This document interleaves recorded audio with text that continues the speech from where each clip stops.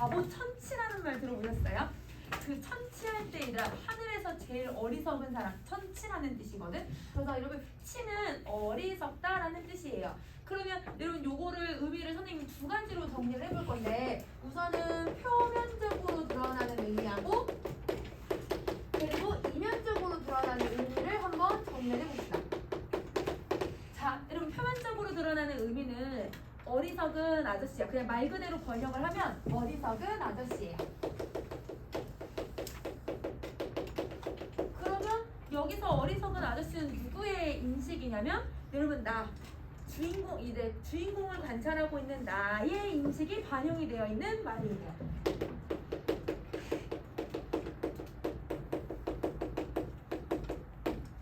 그러면 나의 인식이 반영되어 있을 때 내가 자기 얘들아 아저씨 여러분 친척을 우리 아저씨는 어리석은 사람이에요 이렇게 얘기를 하는 걸 보면 그러면 여러분 내가 얼마나 이 사람을 비판하고 있는지를 보여주고 있는 것 같아. 그래서 여러분 여기서는 나의 비판적인 모습이 들어가 있죠. 아저씨를 비판을 하고 있는 거예요.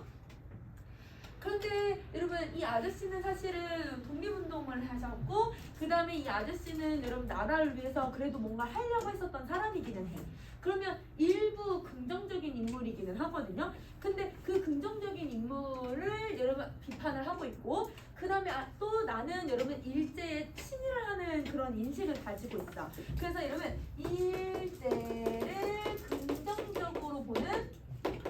긍정적으로 보는 나의 시선을 반대로 비꼬는 역할을 해요. 그래서 반어적으로 비판하는 역할을 하고 있다.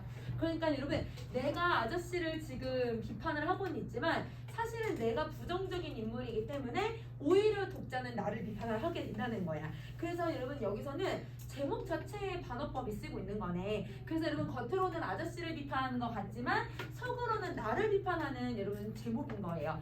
반어법이 쓰인 거예요. 그러면 새들도 세상을 뜨는구나도 반어법이 쓰였지 치숙도 반어법이 쓰였다라고 생각을 해주면 될 것 같아. 자 그러면 여러분 이제 본문 얘는 그냥 바로 들어가 보도록 할게요. 자 1번 우리 아저씨 말이죠. 여러분 여기 아저씨라는 말이 나와요. 그래서 여러분 아저씨에다가 우리 네모 표시 한번 해봅시다. 자, 이 아저씨는 내가 조롱하고 있는 대상이 돼요. 그래서 여러분 첫 번째는 내가 조롱하는 대상이다. 자, 조롱하는 대상이고 그리고 이 아저씨는 여러분 인생을 어떻게 살았는지 그냥 간단하게 한번 요약을 해보자면 여러분 사회주의 운동을 했어요. 그리고 감옥에 투옥이 돼요. 감옥에 갇히게 되고 감옥에 갇히고 나서 얘들아 한 1년, 2년 정도 있다가 얘들아 출소를 해요. 출소를 했는데 얘들아 그곳에서 얘들아 막 병을 너무 열악한 환경에서 살다 보니까 병을 앓고 나오는데 그래서 여러분 몸이 아파. 그래서 병을 앓고 있는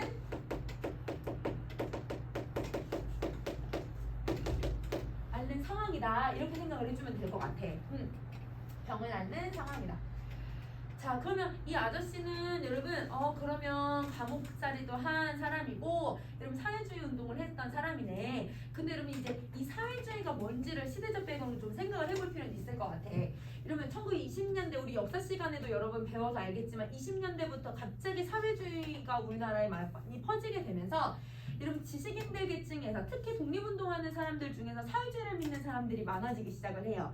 그러니까 그 이유는 뭐 여러 가지의 요인들이 있었겠지만 가장 여러분 사회주의자들이 얘들아 이거를 선택을 하는 이유는 여러분 첫 번째는 사회주의는 잘 사는 사람들 거 정말 얘들아 돈 많고 권력을 가지고 있는 사람들 거를 다 빼앗아서 그거를 똑같이 우리 모두 다 나누자. 똑같이 일하고 똑같이 생활하고 똑같이 먹고 평등의 개념을 중요시 여겼기 때문이야. 근데 여러분 당시 우리나라는 여러분 일본이 지배하고 있고 우리는 여러분 일본보다 미친 나라였기 때문에 식민지 생활에서 당연히 여러분 잘 사는 나라는 누구밖에 없냐면 일본밖에 없어요. 그럼 그 일본을 무찌르고 여러분 우리나라가 다시 평등해지면 그러면 독립도 해소할 수 있고 자기네가 원하는 이념을 성립할 수 있다고 생각을 했었던 것 같아.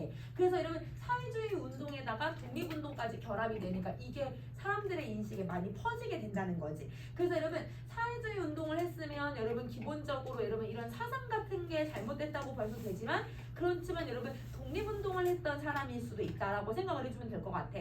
자, 그래서 여러분 일본의 입장에서는 여러분 사회주의 운동을 하는 사람들은 그러면 여러분 자기네가 권위를 가지고 있고 권력을 가지고 있고 부를 가지고 있는 거를 다 나눠줘야 되는 입장이 돼버리기 때문에 사회주의를 절대 용납해서는 안 됐어요. 그래서 일본에서도 그렇고 우리나라에서도 그렇고 사회주의 운동하는 사람들은 무자비로 그냥 다 잡아들이게 되는 거죠. 그러면 이 아저씨는 그래도 여러분 이 인식을 가지고 있던 독립운동까지 했다라고 보기는 어렵다고 하더라도 일제에 대해서는 당연히 부정적인 인식을 가지고 있어야 되는 게 당연한 거야. 왜냐면 돈 많고 권력을 가지고 있는 사람들의 것을 빼앗아야 된다고 생각을 할 거거든. 그래서 여러분 일제에 대한 부정적인 인식을 가지고 있다. 이렇게 생각을 해주시면 돼요.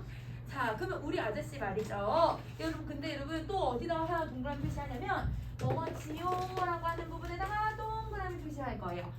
여러분 선생님이랑 저번 시간에 여러분 이렇게 종결 표현을 했을 때 여러분 지요라고 하는 거는 여러분 이거는 이제 해역체에 해당하는 건데 여러분한테 독자한테 말을 건네는 방식을 지금 사용을 하고 있는 거예요. 그러면 얘는 독자에게 말을 건네는 방식을 사용을 하고 있는데 그러면 여러분 독자한테 말 건네고 있으니까 여러분 독자랑 이 말하는 서술자랑 거리감이 어떻게 돼야 되냐면 가까워져야 되거든요. 왜냐면 독자한테 계속 말을 건네주고 있는 거잖아요.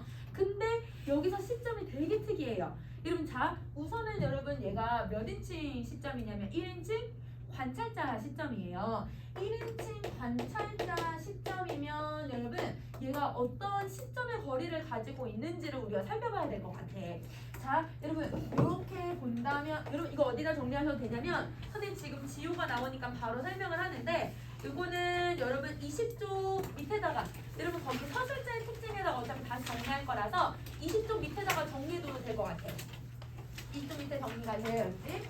자 1인칭 관찰자에서 서술자랑 그 다음에 여러분 독자가 있고요. 그 다음에 여러분 주인공 인물이 있다고 한번 생각을 해봅시다. 자 여러분 서술자는 독자한테 정보를 다 줄 수 있어요. 1인칭 관찰자 1인칭 관찰자가 인물에 대한 모든 정보를 다 줄 수가 없어요. 왜냐면 인물에 대해서 관찰만 하고 있고 인물의 심리가 어떤지 인물이 무슨 생각을 하고 있는지 하나도 설명을 못 하잖아요. 그러면 여러분 거리감이 멀어요. 자 그러면 서술자가 인물에게 관찰만 하고 있으니까 인물에 대한 정보를 다 알고 있다고 봐도 될까? 그거는 아니지. 인물에 대한 정보를 잘 모르기 때문에 인물하고 서술자도 거리가 멀어요. 그러면 독자는 인물에 대해서 어떻게 하고 싶을까요? 그러면 서술자가 잘 안 알려주니까 내가 얘를 더 알아가 봐야겠다. 내가 인물을 좀 더 알아가 볼까?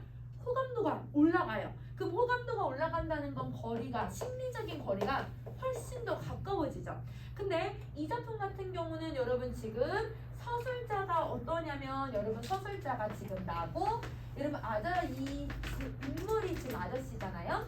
그러면 여러분 나는 아저씨에 대해서 지금 어떤 입장을 가지고 있냐면 완전 비판, 어리석은 아저씨라고 생각을 하잖아. 그러면 여러분 이 인물에 대해서 더 알아가려고 하지 않을 거야. 더 거리가 멀겠죠. 그러면 더 거리가 멀면 여러분 서술자는 독자한테 친근하게 말을 건넨다고는 하지만 독자랑 정말 거리가 가까울까요?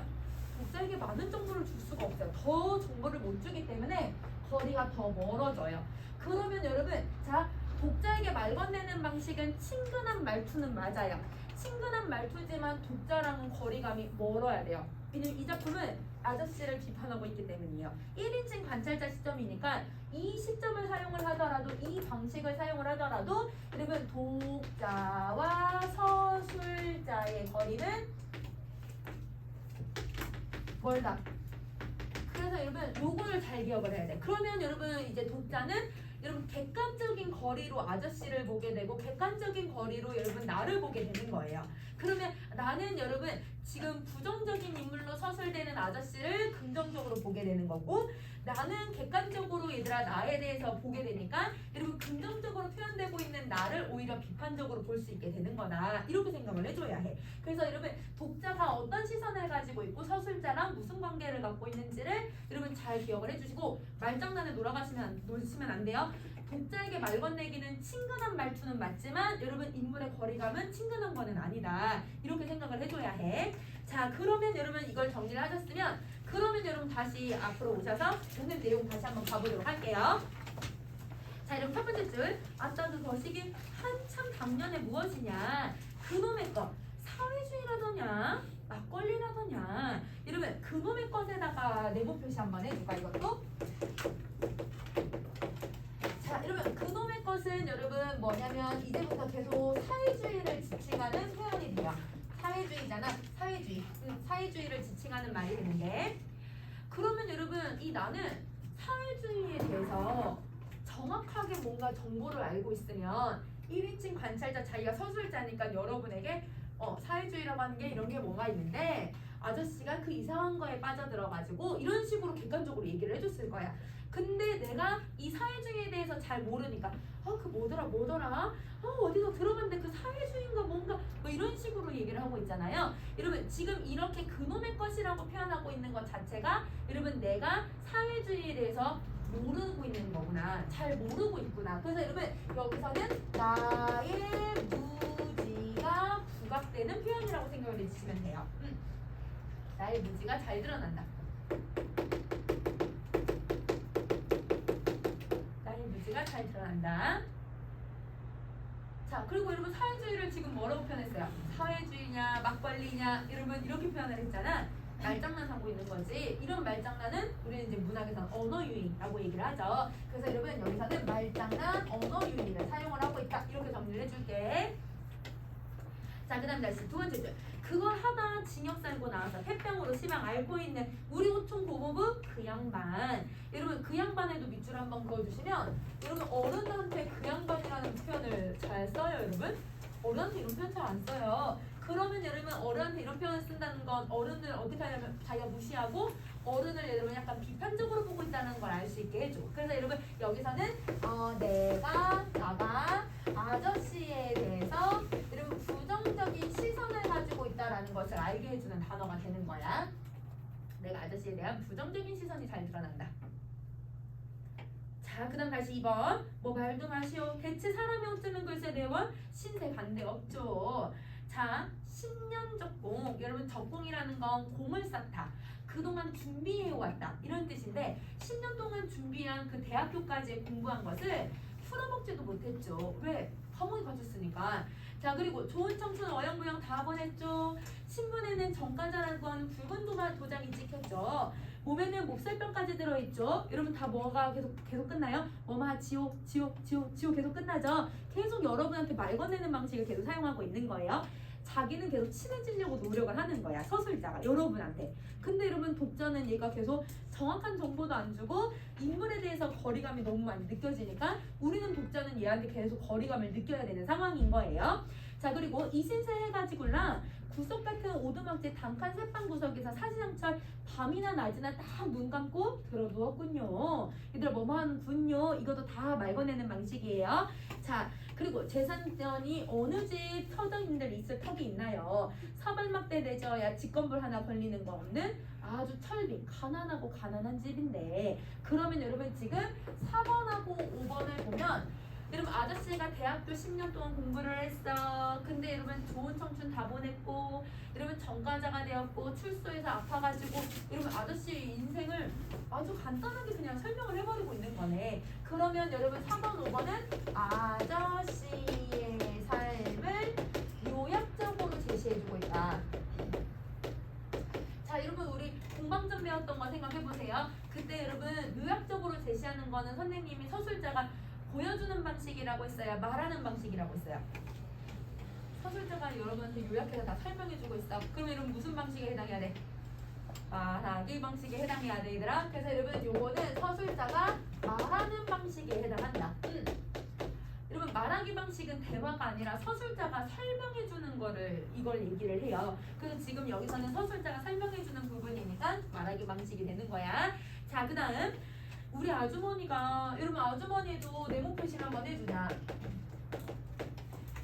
자, 우리 아주머니가 그래도 딱 이 아주머니가 어질고 얌전해서 그 알뜰한 남편 양반 밭들이라 삿바늘질하고 남의 집 품빨래야 화장품 장사야 그 칙살스러운 건 억척스럽다라는 뜻이야. 억척스럽게 벌이를 해다가 겨우겨우 목구멍에 풀칠을 했죠.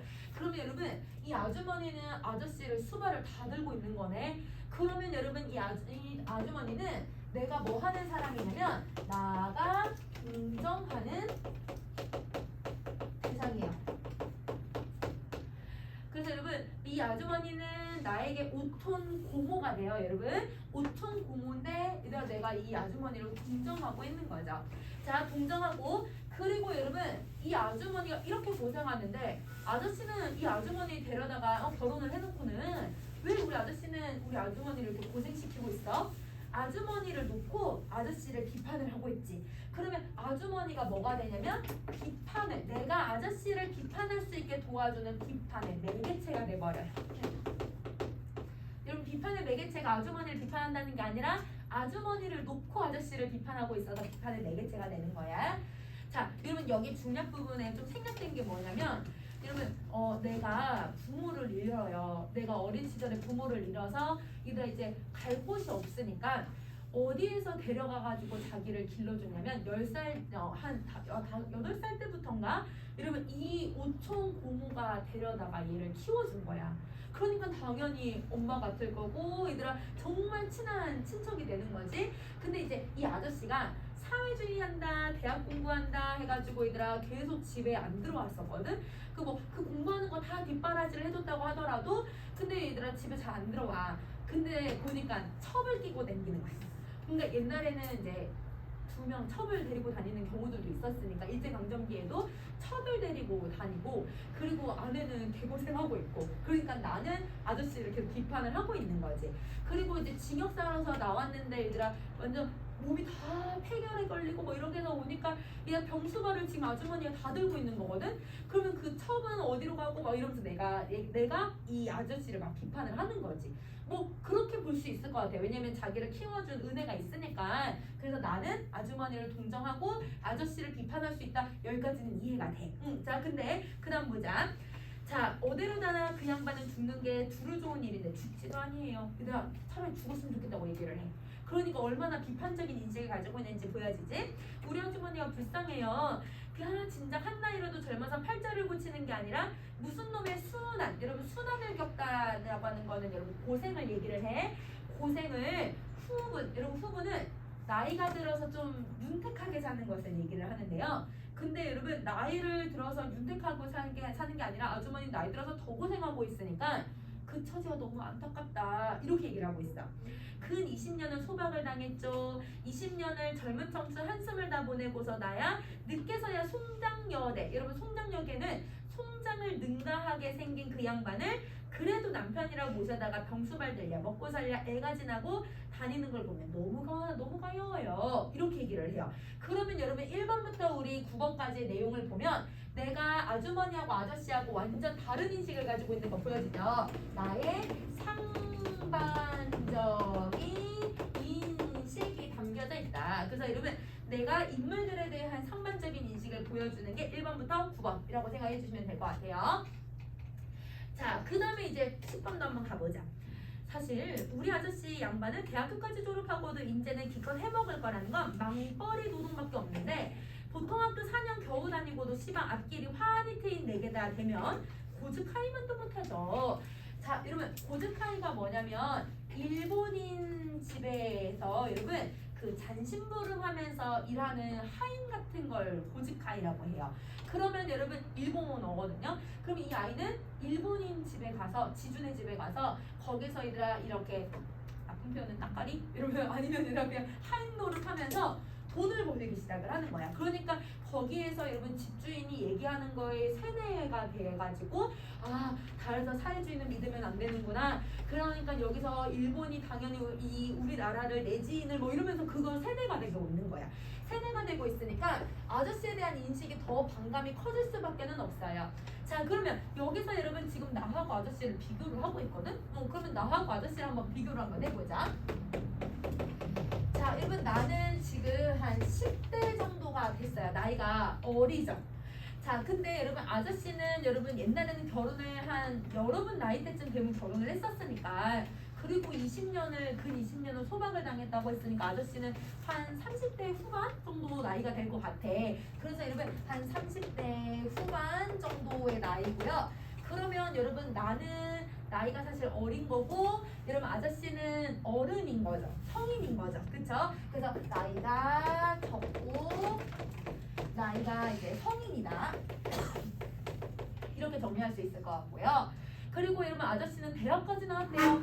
그러면 여러분 대학교를 졸업한 사람이고 근데 나는 보통학교 4학년을 겨우 다녔대.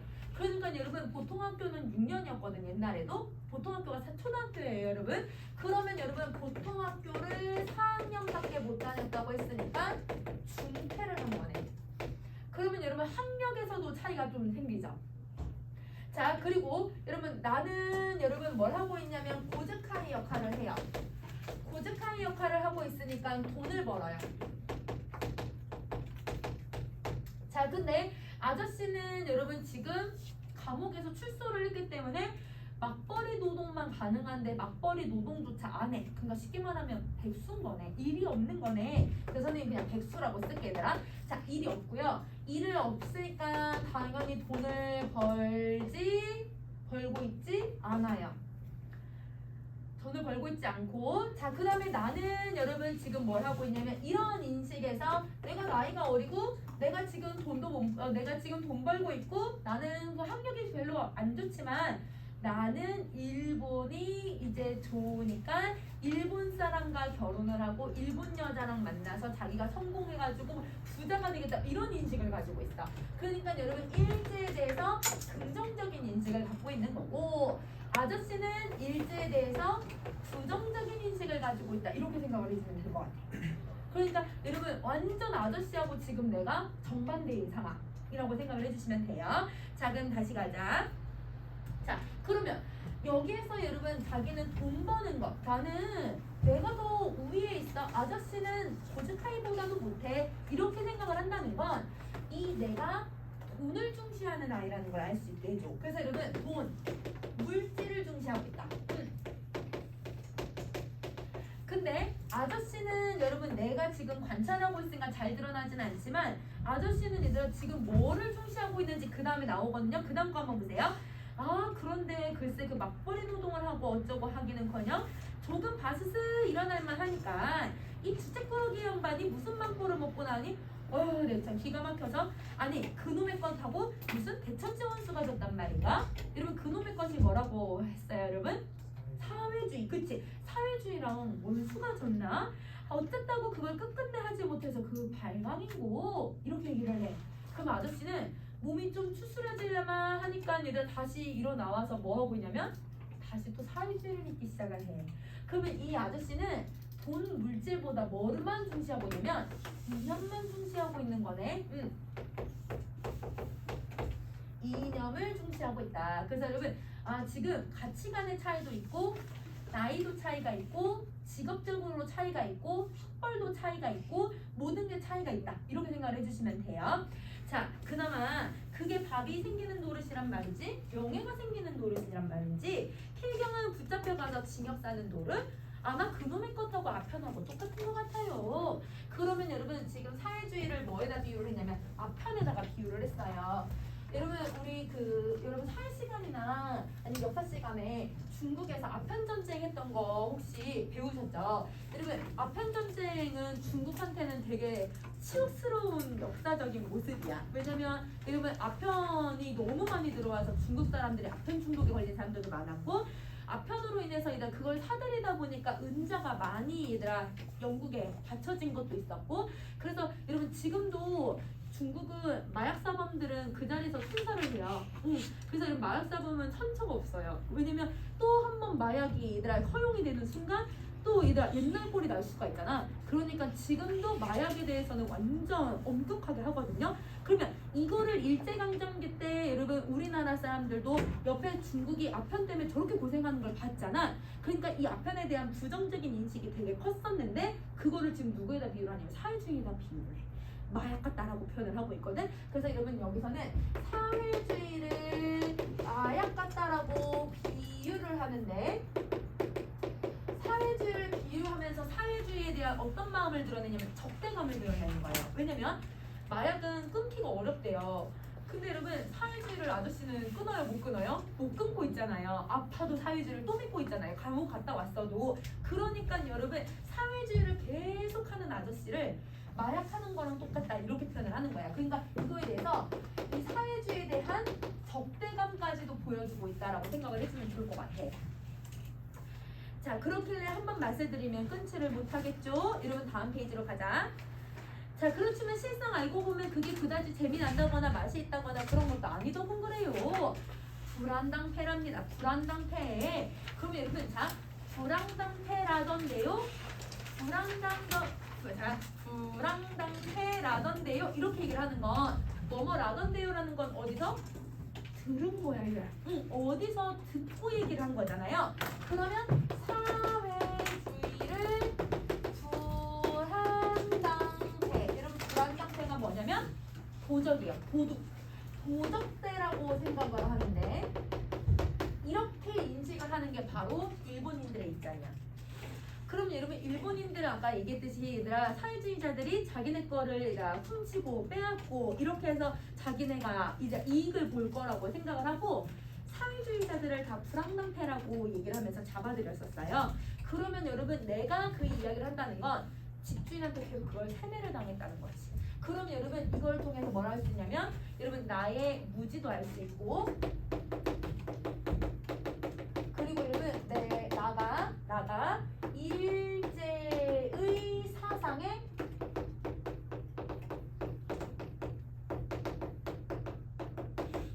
세뇌당하고 있다는 것을 보여주고 있어. 여러분 우리 저번 시간에 새들도 세상을 뜨는구나 하면서 거기서 여러분 정부가 우리나라 국민들을 대상으로 우민화 정책을 폈다고 했잖아요. 그러면 여러분 똑같아요. 일제가 우리 국민들을 대상으로 우리 조선인들을 대상으로 이런 식으로 계속 사람들을 꼬드기는 거예요. 이렇게 사람들을 현혹을 시켜버리는 거지. 그래서 여러분 사회주의하고 경제적인 측면으로 다시 또 아저씨를 비판하고 있다라고 생각을 해주면 될 것 같아. 자, 그 다음 부분 가자. 네가 말하려는 세상 물정하고 내가 말하는 세상 물정하고 내용이 다르긴 하지만 세상 물정이라는 건 그야말로 그리 만만한 게 아니다. 이거는 아저씨가 지금 얘기하고 있는 부분이에요. 그러면 여러분 16번 같은 경우는 아저씨가 얘기한 거야. 자, 그러면 아저씨가 얘기한 부분이니까 아저씨랑 지금 내가 대화를 나누고 있는 거잖아요.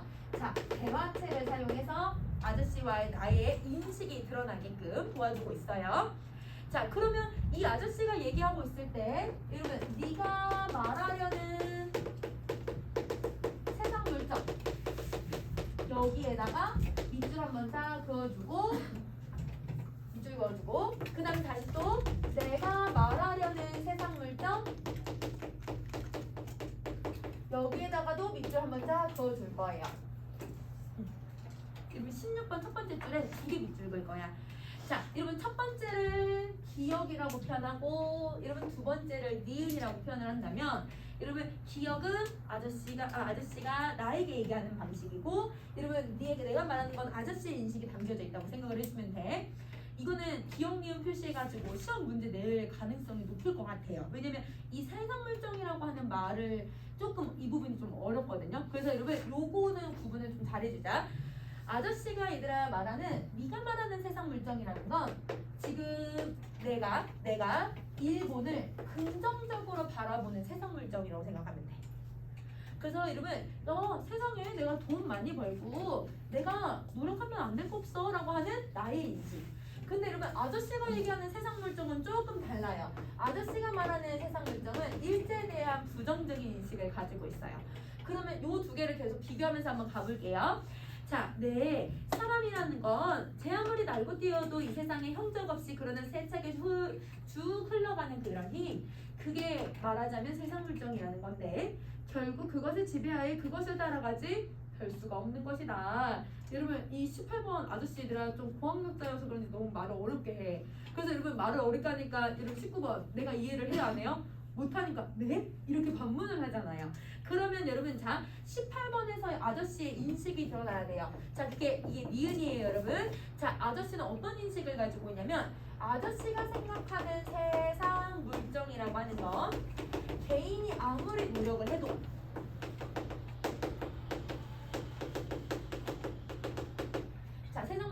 건 개인이 아무리 노력을 해도 사회를 지배하는 힘에 맞서지 못한다라고 하는 게 이게 아저씨의 생각이에요.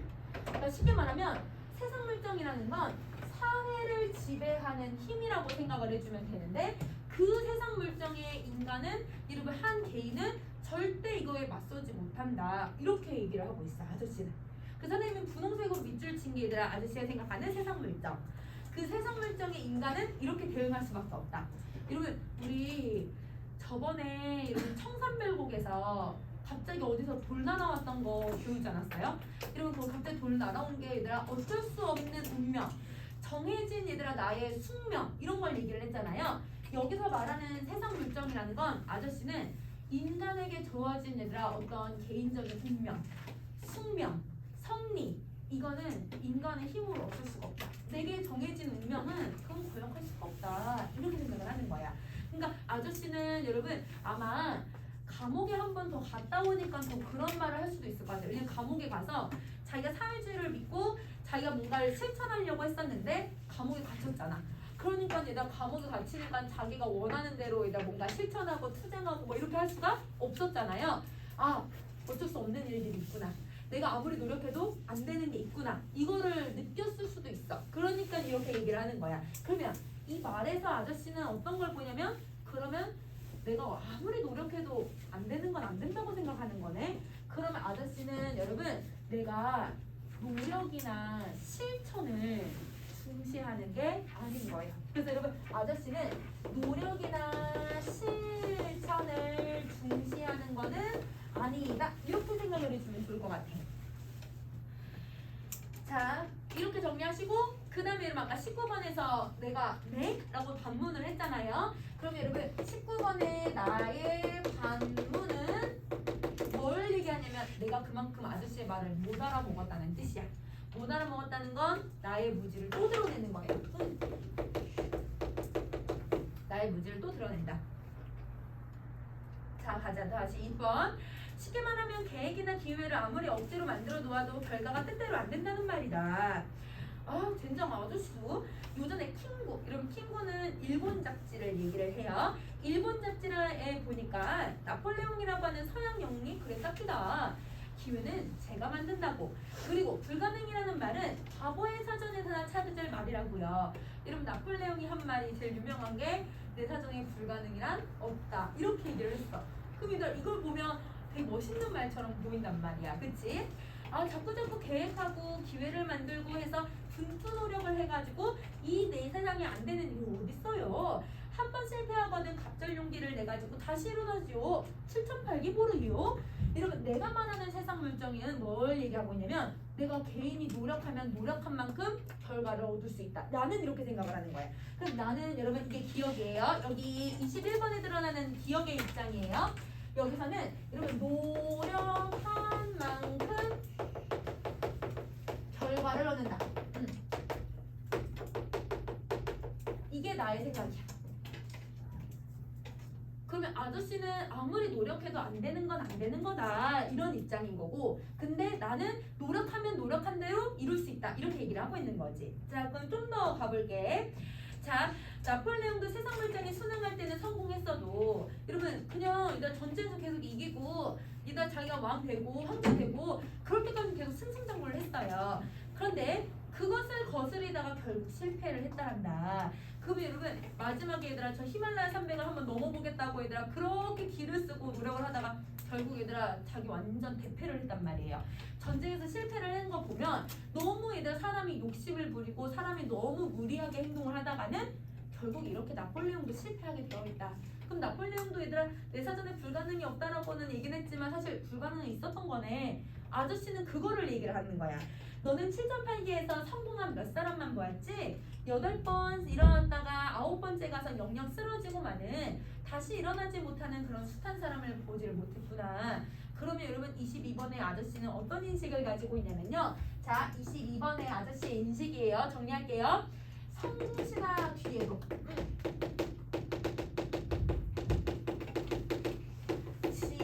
지배하는 힘에 앞에서나 뒤에서도 지배하는 힘에 맞서지 못해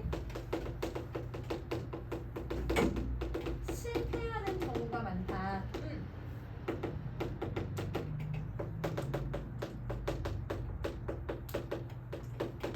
그래서 여러분 이런 걸 얘기하면서 여러분 아저씨는 나에게 뭘 얘기해주고 싶냐면 너는 성공한 것만 봤구나. 너는 한 일면만 보고 그 뒷면을 보지는 못했구나. 나폴레옹이 성공한 것만 봤지 실패한 건 보지 못했구나. 이렇게 얘기를 하고 있는 거야. 그러면 아저씨가 나를 비판하고 있는 거예요. 그래서 여러분 이것을 통해서 이것을 인식하지 못하는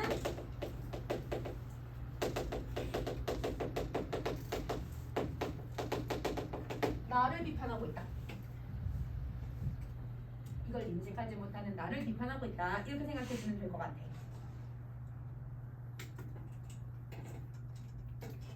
자, 근데 나는 자기를 비판하는 줄도 모르고 다시 뭐라고 얘기를 하냐면 그래도 이제 한번 두고 보시오. 나는 천하도 없어도 성공하고 말 테니 아저씨는 그래도 더보다 못 써요. 일해보지도 전에 안 될 거라고 먼저 낙심부터 하고 하늘은 꼭 올라가 보고서만 높은 줄을 아니. 그럼 여러분 24번은 아저씨가 왜 이렇게 얘기를 했냐면 경험을 보지 않아도 알 수 있다. 이걸 얘기를 하는 거야. 그러면 자 아저씨는 경험해보지도 알 수 없다라고 경험해보지 않아도 알 수 있다라고 얘기를 해요. 그러면 여러분 여기서 아저씨는 일단 긍정적인 인물이 아니라 아저씨도 사실은 작가가 비판하고 싶은 대상이기도 해. 자 봐 여기서 아저씨도 여러분 사실은 여러분 작가가 비판하는 대상인데요. 왜 아저씨를 비판의 대상으로 보냐면 지식인이잖아. 지식인이고 여러분 그 당시에 얘들아 이렇게 대학까지 나온 사람들이 없었단 말이에요. 많이 없었단 말이에요. 그러면 이런 지식인들이 사회에 나와서 뭔가 앞장서고 실천하고 뭔가를 해야 되는데 얘네들아 계속 무기력하게 그러니까 이념만 믿는 거야. 사회주의만 믿어야지만 하고 실천을 안 하는 거야. 그러니까 여러분 이 작가가 비판하는 건 무능력하고 무기력한 당대 지식인들을 비판하고 있다. 이렇게 생각을 해주시면 돼요. 그 여기서는 비판의 대상이 두 명인 거예요. 내가 바라보는 아저씨를 비판하는 것도 있지만 여러분 아저씨를 비판하는 나도 비판의 대상이 되는 거야. 그러면 좀 더 한번 가볼게. 자, 9원 마지막 가사는 할 소리가 없으니까 동에서도 닿지 않는 비유를 가져다 돌라대는 걸 보니 좋아요. 그게 당한 말이고 안 올라보면 뭐 하늘 높은 줄 모를 천한 멍텅구리도 있을까? 그게 해두다가 심심해서 또 말을 시켰죠. 여러분 자 25번을 보시면 여러분 우리 16번부터 24번까지는 나와 아저씨가 대화를 나눴어요. 그러면 여러분 이 부분은 대화를 나눈 부분인데 갑자기 25번에서 얘들아 내가 독자한테 말을 건네는 것 같이 얘기하면서 자기 혼잣말을 하고 있는 거야. 그럼 여러분 독자에게 말 건네는 방식처럼 사용을 하면서 독백을 같이 해요. 그러면 여러분 지금 26번, 25번에서 대화와 독백이 혼용해서 지금 쓰고 있는 건데 대화와 독백을 혼용해서 사용했을 때 얻을 수 있는 효과가 있어요. 자, 이거를 했을 때 얻을 수 있는 효과를 정리 한번 해봅시다. 여러분 혹시 어른들이 잔소리 할 때 여러분 그 속으로 딴 생각 해본 적 없어요? 선생님은 되게 많거든요. 어른들이 막 잔소리하면 또 했던 말 또 하고 있고 아씨 막 이러면서 속으로 막 이렇게 할 때 있어. 나만 그런가? 얘들아 아니지? 내가 속으로 막 어른들이 이제 막 잔소리하면 왜 저래 또 막 이렇게 하거나 얘가 그런 거라고 생각하면 돼. 아저씨가 옆에서 자기를 비판하고 자기를 얘들아 계속 훈계하듯이 얘기를 하고 있으니까 세상 나도 하늘 못 올라가 본 줄 바보 뭉쳐버린 줄 아나? 나도 다 아는데 근데 또 심심하니까 또 한 말 한번 시켜볼까? 이러면서 얘들아 내가 속마음을 얘기하고 있는 거야. 그러면 내 속마음이 드러나지. 그러면 여러분 여기에서 이걸 사용을 했을 때 아저씨에 대한 나의 반감을 이런 돌려서 보여주는 게 아니라 어떻게 보여주는 거예요? 아예 대놓고 얘기를 해버리는 거죠. 내 독백으로 설명을 하는 거니까. 그래서 이거를 직접적으로 제시할 수 있게 해준다. 그래서 아저씨에 대한 반감을 직접적으로 제시를 해서 여러분 이 대화와 독백의 혼용을 통한 효과라고 생각해 주시면 될 것 같아요. 자, 그러면 여기까지 정리 다 하셨으면 여러분 우리 이제 빈칸들 정리 한번 해보자. 여러분 이제 다음 페이지로 가셔서 자, 여러분 비판적 구조를 한번 가볼게요. 비판적 구조. 비판적 구조로 가보자. 2번. 거기다 선생님이랑 하나 이거 좀 같이 그려볼게요. 여러분 표면적으로 얘들아 비판하는 걸 한번 그려볼 건데, 자, 표면적으로 비판하는 그 대상이 누구냐면 여러분 지금 내가 비판의 주체고요. 그럼 나는 지금 누구를 비판하고 있냐면 아저씨를 비판하고 있는 거잖아요. 그러면 아저씨가 비판의 대상이야. 아저씨가 비판의 대상이야. 근데 여러분 이 내가 아저씨를 비판할 때 뭐를 가지고 지금 계속 비판을 하고 있냐면 여러분 아주머니를 가지고서 아저씨를 비판하네. 어떻게 아주머니한테 이럴 수 있어? 이러면서 비판을 하고요. 우리 아저씨는 경제적으로 너무 무능해요. 이라고 하면서 경제적인 측면을 가지고서 아저씨를 지금 비판하고 있고요. 그럼 자기랑 막 비교도 했죠. 자, 그리고 또 뭘 가지고 비판을 했냐면 사회주의. 우리 아저씨는 사회주의를 끊지도 못했어요. 뭐 이러면서 이걸도 비판을 해요. 그러면 여러분 지금 나는 이 세 가지를 가지고서 여러분 아저씨를 비판하고 있다라고 생각을 해주면 되는 거야. 그러면 여러분 아까 선생님이 이 아주머니를 비판에 뭐라고 했었냐면 매개체. 그치? 그러면 이 세 가지가 비판의 매개체들이 되는 거야. 그래서 얘가 비판의 매개체들이 된다. 이렇게 하면 여러분 내가 아저씨를 바라보는 무능력한 지식인을 비판할 수가 있는 거죠. 자, 근데 여러분 우리는 표면적인 비판이라고 했으니까 이면적인 비판도 있겠죠. 그러면 그게 누구냐면 작가는 여러분 이런 모습을 보여줌으로써 실질적으로 이면적으로 뭘 비판하고 싶었냐면 작가는 이걸 비판하고 싶었어요. 이 내용을 통해 일제의 우미나 정책을 비판하고 싶어요.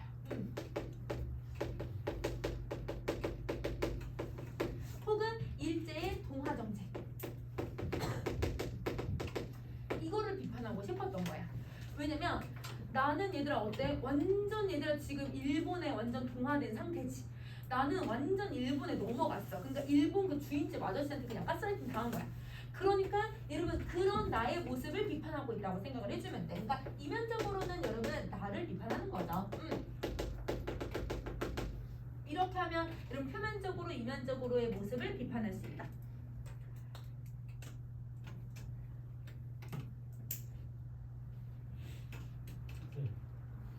아까 전에 아저씨가 아무리 해도 안 된다는 그런 말이 일제에 저항해도 결국에는 독립을 이룰 수 없다는 그런 뭐 그런 걸 수도 있어. 맞아. 그러니까 아저씨는 일제에 대해서 비판적인 입장을 가지고 있으면 한번 감옥을 갔다 왔잖아.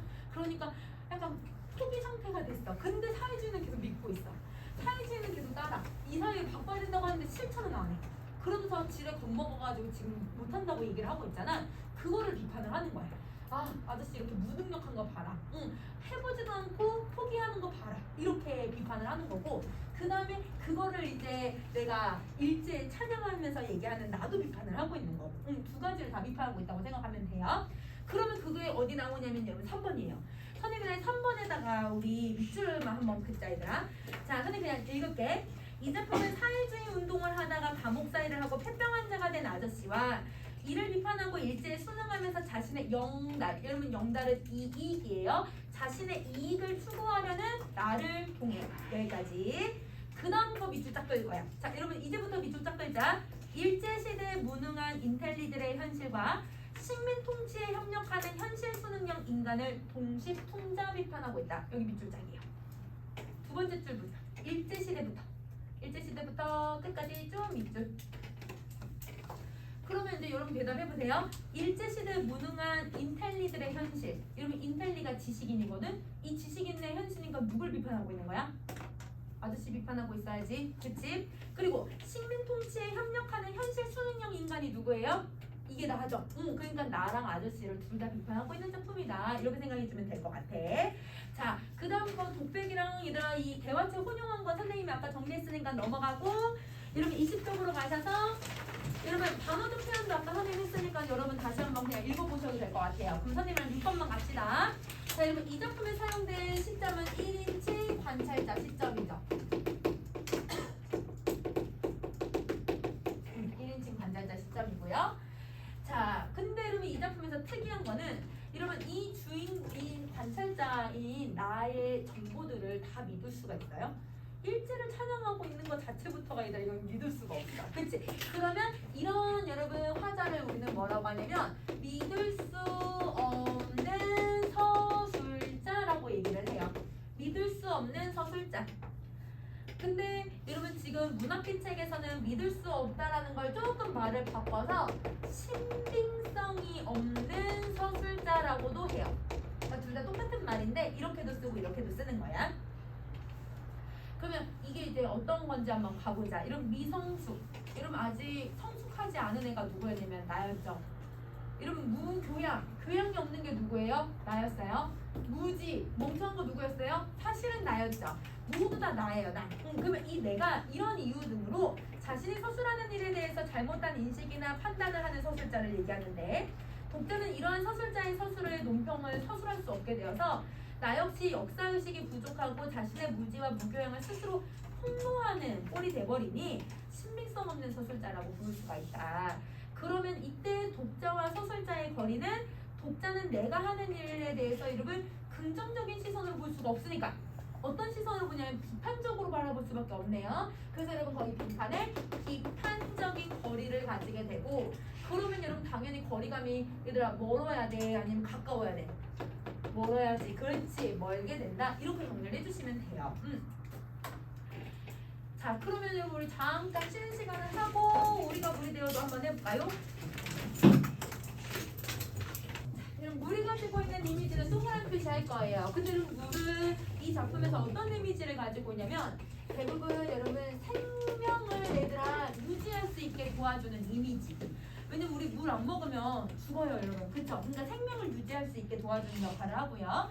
그리고 여러분 이 물은 여러분 물줄기들이 모여가지고 강물을 이루고 강물들이 모여서 바다를 이루고 그렇게 되잖아요. 그러니까 물줄기들은 여러분 물은 어떤 이미지를 가지고 있다고 생각을 하냐면 이렇게 뿔뿔이 흩어져 있는 물줄기들이 한 대로 모인다라고 하는 이미지가 있어. 그러면 한 대로 모이니까 약간 화합의 이미지를 가지고 있는 거야. 그래서 여러분 생명, 화합 이런 말이 나오면 동그라미 표시할 거예요. 그리고 또 여러분 우리 물 흐르는 물에 여러분 좀 안 좋고 더러운 거를 넣으면 어떻게 돼요? 물이 깨끗해지잖아요. 물은 정화의 기능도 가지고 있네요. 그러니까 여러분 정화의 기능도 가지고 있어. 자, 여러분 이거 말고도 여러분 이 작품 말고도 여러분 물은 여러분 죽음을 상징하기도 해요. 왜냐면 물에 빠져서 사람이 죽을 수도 있거든요. 물은 여러분 사람들에게 어떤 사랑의 이미지를 가질 수도 있게 해줘요. 왜냐면 물은 가득 차는 성격을 가지잖아요. 사랑도 가득 차요. 근데 여러분 물이 메마를 수도 있잖아요. 사랑을 하고 끝나고 나면 사람이 감정이 메마르기도 하잖아요. 그러니까 여러분 이 사랑의 감정을 물에다가 비유하기도 해. 근데 이 작품에서는 이런 이미지를 쓰진 않지. 그래서 여러분 시험 문제에 배우면 어떤 문제가 나왔냐면 이렇게 얘들아 가지고 있는 물이 가지고 있는 상징을 막 10개씩 막 줘.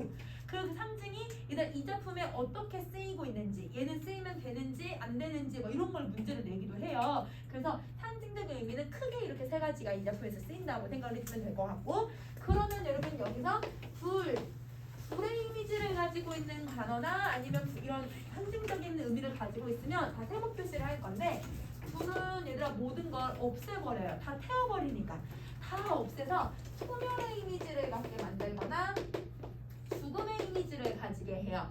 자 그리고 얘들아 불은 얘들아 엄청 뜨겁잖아. 그럼 여러분 이 뜨거운 게 과연 뭐냐면 여러분 사람의 열정이긴 한데 이거는 되게 긍정적인 의미잖아요. 근데 이 작품에서는 열정의 의미로 쓰인 거는 아니고 이게 너무 뜨겁다 보니까 사람들이 막 치열하게 싸우는 것을 불에다 상징하기도 하는 거예요. 그러니까 여러분 사람들의 갈등도 여러분 이거를 불에 상징을 해버리는 거죠.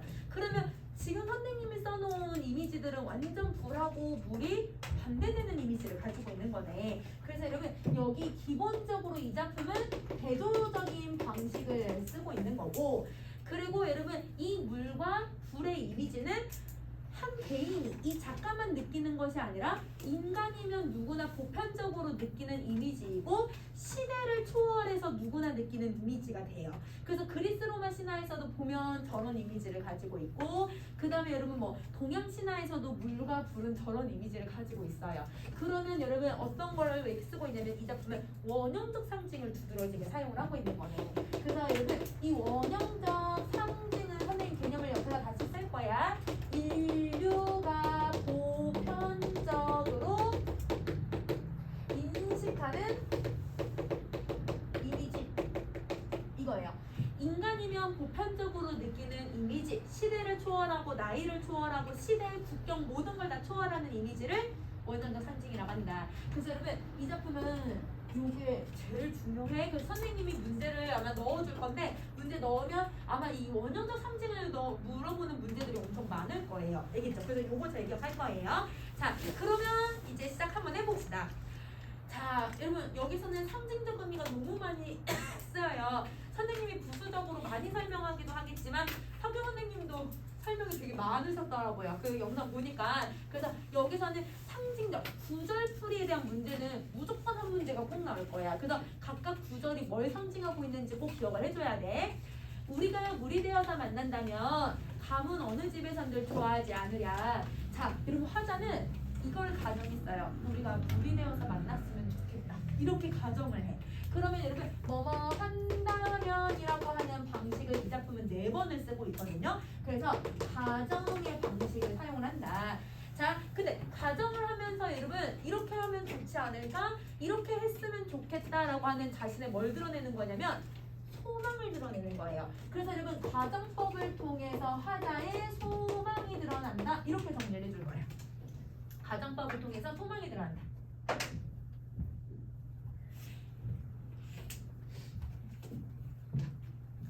자, 그러면 어떤 소망을 드러내고 있는지 한번 봐보자. 자, 여러분 물이 되고 싶다고 얘기를 하고 있으니까 물은 동그란 표시를 한번 해줘야겠지. 자, 그러면 이 물이 되기를 바라는 거야. 생명이 유지되길 바라고 화합이 일어났으면 좋겠고 정화가 일어났으면 좋겠다고 생각을 하는 거죠.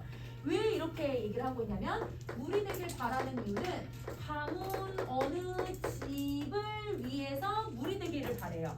여러분 가문 어느 집이라는 건 가뭄이 든 집이라고 생각하면 돼. 가뭄이 들었어. 그럼 얘들아 가뭄이 들으면 선생님이 일주일 전에 얘들아 무슨 뉴스를 봤냐면 여러분 지금 가을에 올해 가을에 비가 예년보다 되게 적게 내렸대요. 우리는 최근에 계속 비가 많이 내린 것처럼 느껴지는데 사실상 육지는 얘들아 그 비가 강우량이 원래 평년보다 조금 적게 내렸대. 그래서 얘들아 막 대파 이제 김장철인데 대파가 막 누렇게 변해가지고 축 늘어져가지고 막 거기 이제 아저씨가 얘들아 그 농사꾼 아저씨가 막 울면서 이 사진에 찍혔어. 그래서 여러분 그거 보면 내가 1년 동안 농사 지은 건데 막 이러면서 막 그렇게 뉴스가 나왔거든요. 그러면 여러분 당연히 그 아저씨는 마음이 지금 얘들아 뭔가 평온하고 그 다음에 얘들아 내가 지금 마음이 편안한 상태고 가슴이 뭔가 이거 내가 수학을 해가지고 돈 벌어서 내 자식들 밥 사주고 이렇게 충만한 상태가 아니겠지. 걱정을 엄청 하는 상태잖아. 그러면 가문 어느 집은 당연히 걱정을 할 수밖에 없겠죠. 그러면 여러분 이 가문 어느 집은 여러분 사실은 어떤 걸 얘기하고 있냐면 진짜 농사가 안 된다라고 하는 이미지가 아니라 이거는 여러분 메말은 우리 사회를 얘기를 해요.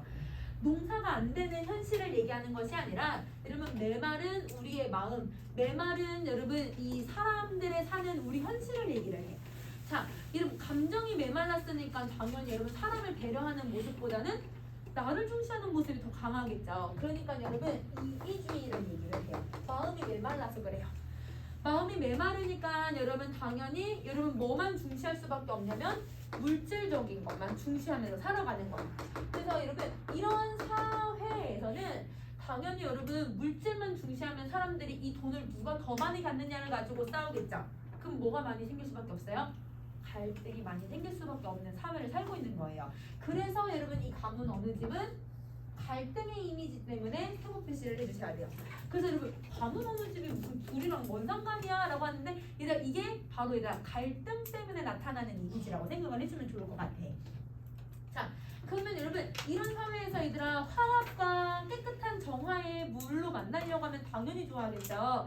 그걸 당연히 좋아한다고 해야 되는데 좋아하지 않겠니? 라고 질문을 하고 있으니까 답이 정해진 질문을 하고 있는 거야. 이걸 무슨 의문문이라고 한다고? 네, 이걸 무슨 의문문이라고 해요? 답이 정해져 있는 의문문이 뭐였어요? 우리 배웠던 거, 저번 시간에 배웠던 거? 의문문 종류 3개 있었잖아요? 수사의문문이에요. 맞아요. 이 수사의문문이 문학에서는 서리법이에요. 그래서 여러분 요거는 서리법이다. 이렇게 생각을 해주면 되는 거야. 수사의문문이야. 수사의문문 답이 정해져 있는 거. 자, 그럼 여러분 당연히 여러분 이게 내가 화합을 중시하는 사회에서 이거를 얘들아 물을 중시한다고 하면 여러분 당연히 이런 물질 만능주의를 해소할 수 있지 않을까라고 하는 소망을 보여준다라고 생각하시면 돼요. 우리가 키 큰 나무와 함께 서서 우르르 우르르 비 오는 소리로 흐른다면 여러분 또 흐른다면이라고 했으니까 또 뭐 했어? 가정 또 썼지? 또 소망을 드러내고 있는 거야. 자, 근데 이번 소망은 뭘 얘기하고 있냐면 비가 내리길 바라고 있어요. 그러면 비가 되길 바란다는 건 비는 기본적으로 물의 이미지를 가지고 있죠. 동그라미 표시를 해주시고. 자, 근데 물이 되기를 바라는데 누구랑 함께 비가 돼서 내리고 있을 때요? 비는 키 큰 나무와 함께 내리고 있을 때요. 자, 근데 여러분 가뭄을 예방하는 방법이 있어요. 뭐 가뭄을 예방하는 건 여러분 물론 얘들아 이 비가 자주 내려도 되고 아니면 비를 저장해 놓는 것도 있겠지만 여러분 사막 같은 데서는 계속 나무를 심는 작업들을 해요. 사막에 나무를 심으면 나무 죽거든요. 근데 여러분 그래도 계속 나무를 심어요. 근데 이거는 100년, 200년 후에를 장기적인 계획인 거거든. 진짜 사막에 얘들아 한 50년 계속 나무를 심잖아요. 거기 진짜 사막이 얘들아 물이 이제 물도 흐르고 얘들아 땅이 얘들아 이렇게 흙 같은 땅이 만들어진대요. 왜냐면 나무가 뿌리가 얘들아 물을 계속 머금고 있으니까 이 흙들이 모래들이 계속 응집이 되면서 얘들아 거기가 이제 윤택한 땅으로 변한다는 거야. 그러면 여러분 왜 키 큰 나무와 비가 함께 얘들아 되길 바란다고 얘기를 하냐면 키 큰 나무는 물을 계속 가지고 있는 애들이거든요. 뿌리로. 키가 클수록 뿌리도 되게 커지겠지? 뿌리가 클수록 물을 많이 머금고 있겠지? 물을 많이 머금고 있으니까 이런 거 해소할 수 있는 거예요. 그러면 여러분 이 키 큰 나무는 이걸 해소할 수 있는 생명력과 강한 얘들아 이 투지, 강한 의지 이걸 가지고 있는 존재인 거야. 그래서 여러분 키 큰 나무도 동그라미 표시를 해주시고 키 큰 나무는 강인한 생명력을 가지고 있는 애다. 이런 사막 같은 곳에서도 가문 어느 집에서도 살아남을 수 있는 그런 존재니까 이렇게 생각을 해주면 돼. 이런 강인하고 건강한 생명력을 가지고서 우르르 우르르 비가 되길 바라는 거죠. 그럼 여러분 여기서 우르르 우르르 비 오는 소리를 흉내내고 있네. 비 오는 소리를 흉내내니까 여러분 음성 상징어를 쓸 것이고 자 음성 상징어를 사용을 한다는 건 여러분 음성어를 쓰고 있어요. 자 그러면 무슨 이미지를 되게 두드러지게 사용을 하는 거예요? 청각. 그렇지. 그래서 여러분 얘는 청각적인 이미지를 가지고서 자기의 소망, 자기의 기원, 자기의 바람을 드러내고 있다. 이렇게 생각을 해주시면 돼요. 자 그러면 여러분 내가 이제 물을 가지고서 얘들아 이런 메마른 사회를 해소하길 바라고 있는 거야. 자 이어가자. 흐르고 흘러서 저물녘엔 저 혼자 깊어지는 강물에 누워 죽은 나무 뿌리를 적시기라도 한다면 그러면 여러분 이렇게 내가 저물녘에 강물에 누워서 그냥 이렇게 붕붕 떠다니고 다니는 거야. 그러면 여러분 이걸 좀 정리 한번 해볼게요. 지금 선생님 읽은 부분에서 여러분 시간이 나왔어요. 어느 시간이 나왔냐면 저물녘, 해가 저물녘 이게 나왔고 여러분 지금 뭐가 나왔냐면 여러분 공간도 나왔어요. 공간이 어디냐면 내가 강물에서 여러분 이렇게 하고 싶다고 얘기를 했어요. 자, 그 다음에 여러분 여기서 내가 뭘 하고 있냐면 혼자 깊어지고 있대요. 그러면 여러분 지금 이 화자는 혼자 깊어지고 싶어해요. 왜냐면 얘들아 너가 한다면이라는 가정법을 또 썼으니까 이건 아직 일어난 게 아니야. 그러니까 저물녘의 강물에서 혼자 깊어지려고 하고 있다. 근데 여러분 혼자 깊어진다는 건 내가 내 스스로 나 자신에 대해서 내가 바다에 깊이 빠진다는 그런 의미가 아니라 내가 계속 생각을 하고 있다는 거예요. 내가 계속 생각하고 내 자신을 되돌아보고 나 혼자 내가 어떻게 살아야 될까? 아 그럼 내가 죽은 나무라도 살리면서 살고 싶다. 내가 어떻게 살아야 되는지를 계속 생각하고 있는 중인 거야. 그러면 이 말은 여러분 생각 중인 거거든요. 그러면 여러분 생각하고 생각하고 있으면 태도가 나와야죠. 어떤 태도 나와야 돼요? 생각하는 태도. 성찰 가지고 있어야 되는 얘들아. 화자는 성찰하고 있는 거야. 그러면 여러분 성찰을 하고 있으니까 그러면 성찰하는 시간이 언제인 거예요? 점을역이네요. 성찰하는 공간이 어디예요? 강물이네요. 그러면 여러분 자기는 성찰의 시공간을 제시해서 내가 이렇게 살아가야겠다라고 다짐을 하고 있는 거야. 그러면 여러분 이 시간과 이 공간은 화자가 좀 더 성숙해지는 시공간이라고 생각을 해주시면 돼요.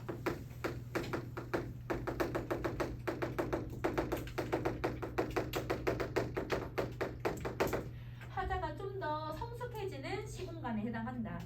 여러분 내 자신을 좀 더 되돌아보고 내 자신에 대해서 깊이 생각을 하는 게 바로 여러분 내가 성숙해지는 하나의 과정이라고 생각을 해주시면 돼요. 그 과정을 강물과 함께 거쳐오는 거예요. 그러면 강물은 이미 강물의 물의 이미지를 가지고 있으니까 강물은 여러분 당연히 동그라미 표시해 주셔야 돼요. 그걸 가지고 얘들아 누굴 살리고 싶대요? 죽은 나무 뿌리를 살리고 싶대요. 그러면 죽은 나무 뿌리는 이미 죽은 상태래.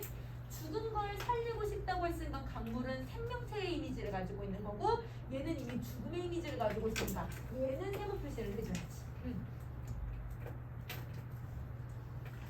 그러면 이 죽은 나무 뿌리도 얘들아 누구랑 똑같냐면 저 아까 감은 어느 집이랑 의미가 똑같아.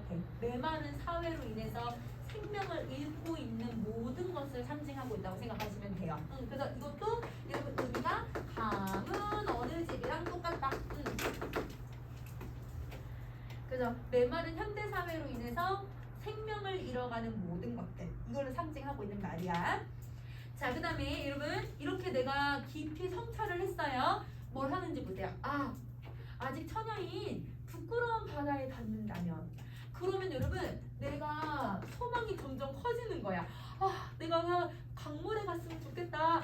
더 나아가서 바다에 갔으면 좋겠다. 이렇게 생각을 하는 거거든. 내 감정이 고조가 되고 있다고 생각을 하면 되겠지. 그게 영탄법을 통해서 드러나네요.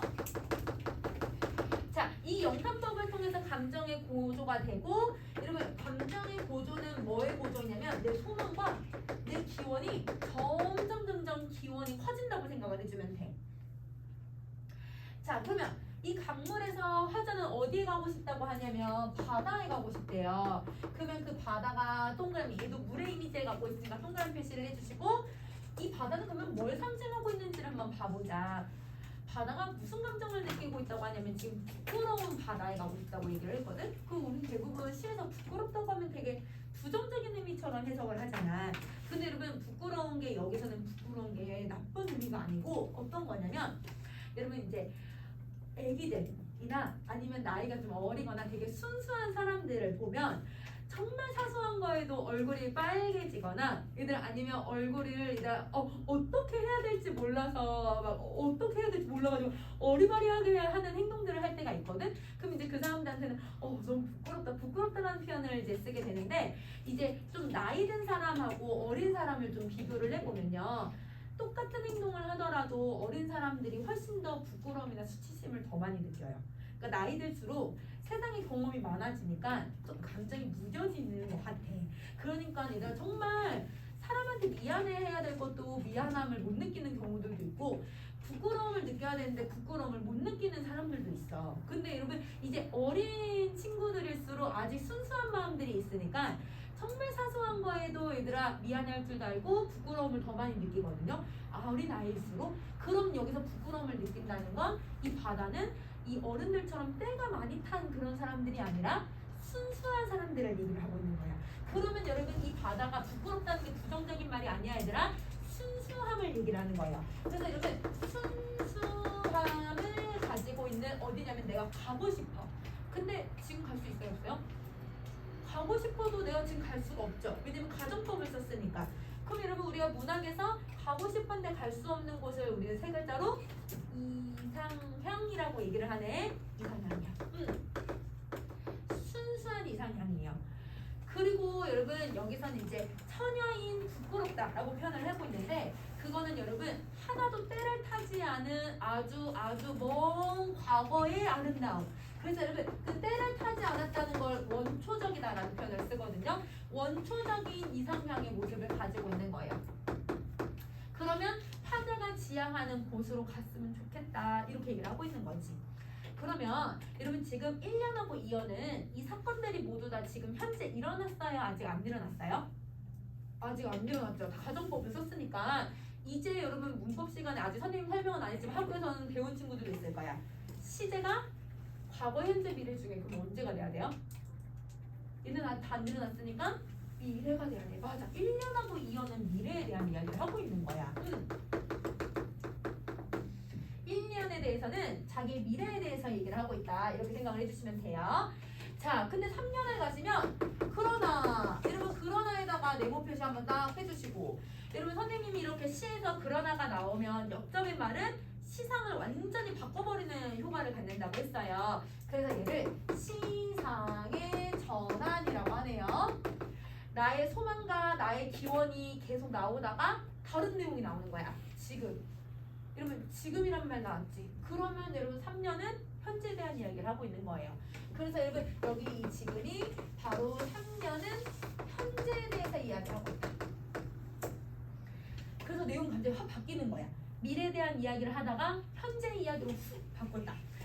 자, 지금 우리는 불로 만나려고 한다. 그러면 여러분 불로 만난데 불이 대놓고 나왔으니까 불을 우선 세모 표시를 해주시고 자, 근데 여러분 선생님이 우선은 끝까지 그냥 한 번에 다 읽고 이 불의 이미지를 두 가지로 설명을 할게요.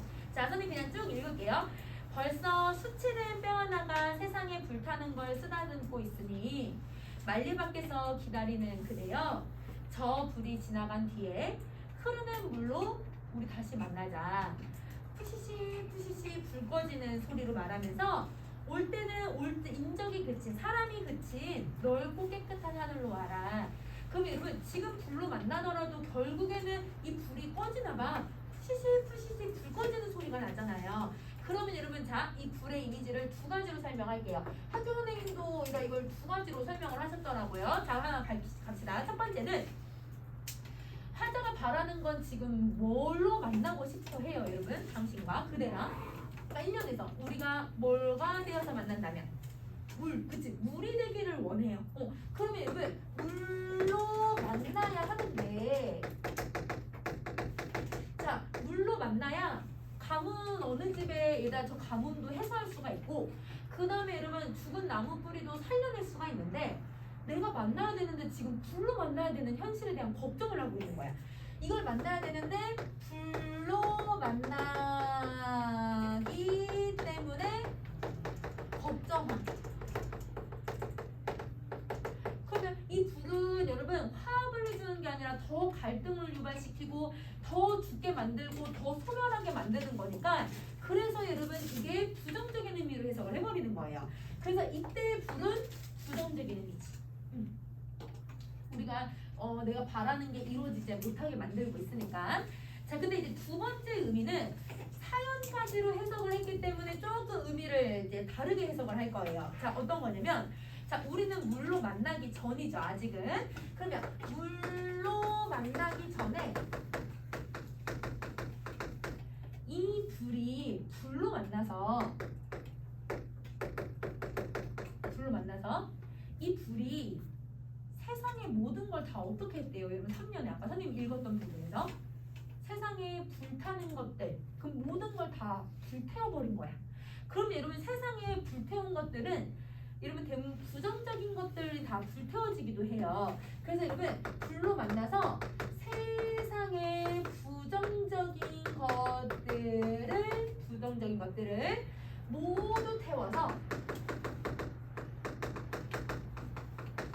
모두 태워버렸어요. 그러면 여러분 모두 태워버리니까 사연에서 푸시시 불 꺼지는 소리가 들렸죠. 갈등이 끝나는 거예요. 정화가 되는 거예요. 그래서 여러분 이게 갈등이 끝나는 걸 선생님이 한자로 얘들아 어렵게 종식이라고 쓸게요, 여러분. 자, 갈등을 끝냈어요. 자, 갈등도 끝났고 여러분 세상 불순한 모든 것을 다 얘들아 지금 태워버렸기 때문에 불순한 것을 얘들아 정화를 시키는 거예요.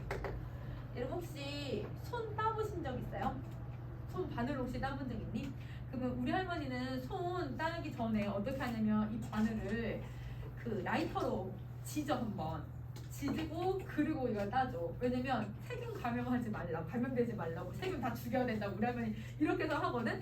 그래서 그걸로 이렇게 따주는데, 그러니까 이제 어른들이나 옛날 사람들은 불로 한번 이렇게 익히면 혹은 불로 한번 데우면 세균이나 안 좋은 것들이 다 태워진다고 생각을 했던 거야. 그러니까 이 불이 정화의 기능을 갖는다고 생각을 하는 거죠. 그래서 여러분 우리 저 새별오름에 얘들아 이 정월대보름 될 때 얘들아 어떻게 해요? 거기 완전 불 질러버리잖아요. 산 전체를. 그 오름 전체에 다 불을 지르는 게 그게 얘들아 이런 해충들을 다 죽이기도 하는 거기도 하고 얘들아 불순한 걸 다 없애버리는 거야. 이 묵은 때를 다 버린다고 생각을 하는 거지. 그러면 이 불은 그러면 여러분 이때의 불은 긍정적인 의미를 가지고 있어야겠네. 그래서 여러분 이 두 번째 의미는 긍정적인 의미야. 그래서 여러분 불이 부정으로도 해석할 수 있고 긍정으로도 해석할 수 있다는 거예요. 그래서 학교 선생님도 이렇게 두 가지로 설명을 하셨기 때문에 여러분은 이게 문맥에서 어떻게 설명되고 있는지에 따라서 달라질 것 같아. 자, 이렇게 얘들아 의도하고 있으면 긍정적인 의미가 되는 거고, 내가 불로 만나면 어떡하지 걱정을 하고 있고 갈등이 지속될 거라고 생각이 되면 이건 부정적인 의미라고 생각을 해주시면 돼요. 자, 그 다음 다시 이제 세부적인 의미를 하나 더 갑시다. 여러분 이제 세 번째 형 가세요. 수치된 뼈. 그럼 얘들아 수치된 뼈는 이미 죽은 거잖아요. 죽은 거기 때문에 당연히 죽음의 이미지인 세모 표시를 해주셔야 돼요. 자, 그러면 이거는 불로 인해 없어진 것들을 얘기를 해요. 불로 인해 생명을 잃은 것. 자, 여러분 선생님이 얘들아 우선은 불에 대한 부정적인 의미들 위주로 좀 쓸 거예요. 여러분 알겠죠? 그래서 불에 대한 부정적인 의미로 좀 쓸게요. 자, 그리고 이 뼈가 세상에 불탄 거, 자기도 이미 죽었잖아, 불타서.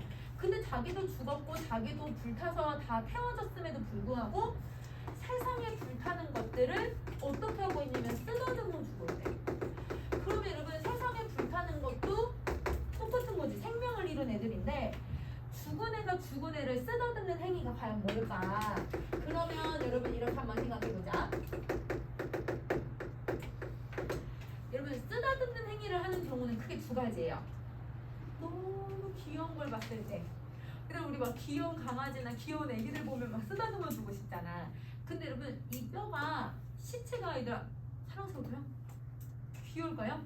이거는 아니죠. 그럼 귀엽다라는 의미로는 해석할 수가 없네. 그럼 두 번째는 뭐냐면, 여러분 우리 친구가 울고 있거나 친구가 너무 힘들어하면 또 말로 얘들아 이거를 위로해줄 수 없는 그런 상황들이 있잖아요. 그러면 어떻게 해요? 그냥 어깨 한번 토닥여주고 이렇게 한번 쓰다듬어주고 이게 끝이야. 근데 그거가 위로가 될 때가 있단 말이야. 그러면 여기서 쓰다듬는 건 생명을 잃은 서로들 간에 위로의 행위를 하고 있는 거네.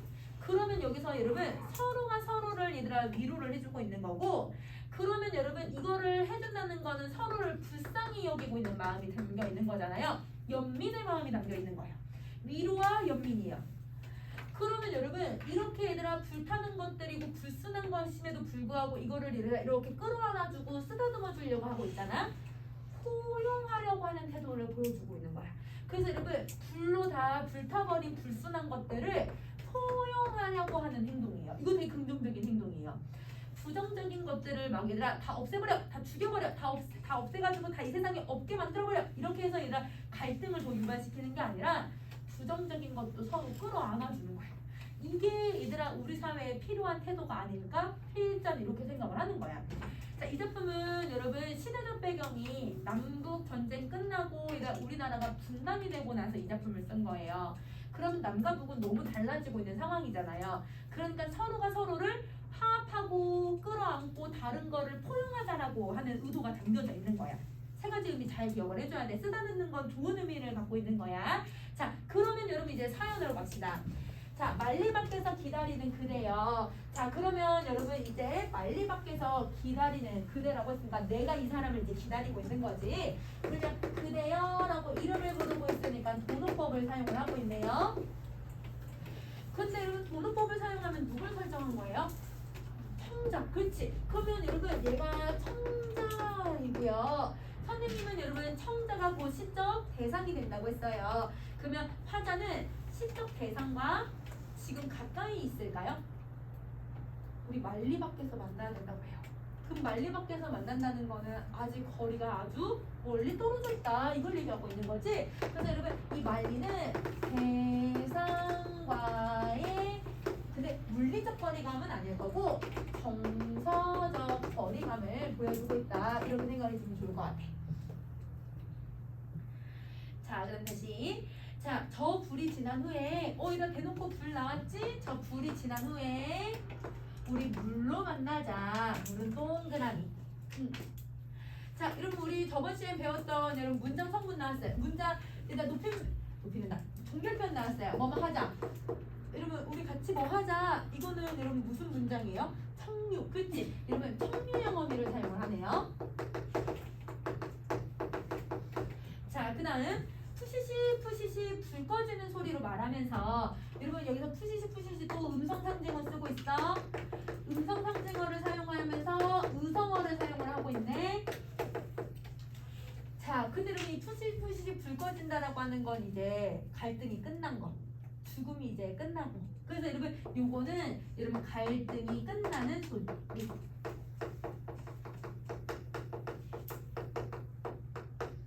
갈등이 끝나는 소리.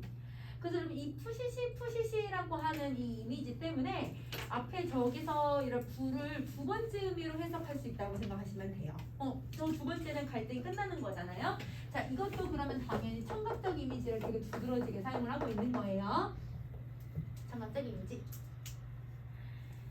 자, 그러면 갈등이 끝나면 올 때 인적이 그친 넓고 깨끗한 하늘로 와라. 그러면 여러분 사람이 없으니까 여러분 사람이 많으면 어제 더러울 수밖에 없어. 막 여기다 쓰레기도 버려지고, 그치? 근데 사람이 없으면 그만큼 순수하고 깨끗한 곳이야. 그곳이 어디라고 하냐면 하늘로 오라고 얘기를 해요. 그러면 여러분 하늘은 궁극적으로 내가 추구하는 곳이네요. 얘도 동그라미 표시를 할 건데, 자, 이건 여러분 궁극적인 이상세계라고 생각을 해주면 될 것 같아요. 우리 아까 이상세계가 하나 있었지? 바다. 근데 여러분 바다보다 더 궁극적인 이상세계라고 생각을 하셔야 돼요. 알겠죠? 자, 그러면 이 바다, 하늘의 이미지를 한번 정리를 해볼게요. 이 하늘은 여러분 너와 내가 만날 곳이야. 너와 내가 만나는 곳이니까 당연히 갈등이 아니라 합일이 일어나는 공간이에요. 그래서 여러분 이 하늘은 합일이 일어나는 공간에 해당하고요. 합일이라는 공간이고요. 그리고 이 하늘은 여러분 넓다고 표현을 했고, 그리고 여러분 깨끗하다고 표현을 했으니까 가득한 거, 뭔가 충만한 곳인 거야. 메마른 곳이 아닌 거지. 여러분 우리가 살고 있는 아까 가문 어느 집은 메말라가지고 다이다 쩍쩍 갈라지는 가뭄이 드는 곳이에요. 근데 이곳은 그렇지 않은 거죠. 반대되는 곳이에요. 그리고 여러분 세 번째, 생명이 가득한 곳이라고 생각을 해주시면 되겠지. 죽음은 없고 생명이 가득한 그런 곳이다. 그리고 여러분 이렇게 하늘, 긍정적인 이 이상적인 공간인 하늘에 뭐라고 해요? 오라라고 했죠. 오라는 여러분 어떤 거예요? 너 보고 시키고 있는 거잖아요. 명령형을 쓰고 있는 거네. 그렇지? 그래서 얘가 뭐뭐 하라라고 하는 명령형을 쓰고 있다. 자, 그러면 여러분 이 작품은 여러분 지금 청유형하고 명령형을 사용을 하고 있잖아요. 청유형하고 명령형은 행동을 변화시키는 행동이에요. 그럼 이거를 사용을 함으로써 어떤 효과를 얻고 있냐면, 우리 무조건 만나자, 우리 이거 무조건 하자, 이걸 이뤄내자, 화자의 의지와 지향의 태도가 잘 드러나게 한다라고 생각해주시면 돼요. 그래서 여러분 요 명령형하고 청유형이 요 두 가지의 기능을 가지고 있다. 자, 그러면 여러분 우리 정리 다 한 친구들은 다음 페이지로 가셔서 선생님이랑 시선정리 방식만 하고 문법으로 넘어갈게요.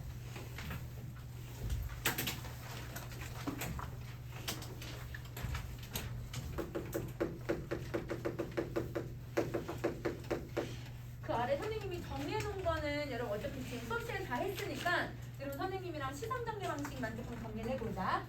우선은 여러분 물과 불이라고 하는, 긍정과 부정이라고 하는, 생명과 죽음이라고 하는 얘들아 말이 완전 대조되는 애들이 많이 쓰였지. 그러니까 여러분 대비의 방식을 아주 두드러지게 사용을 해요.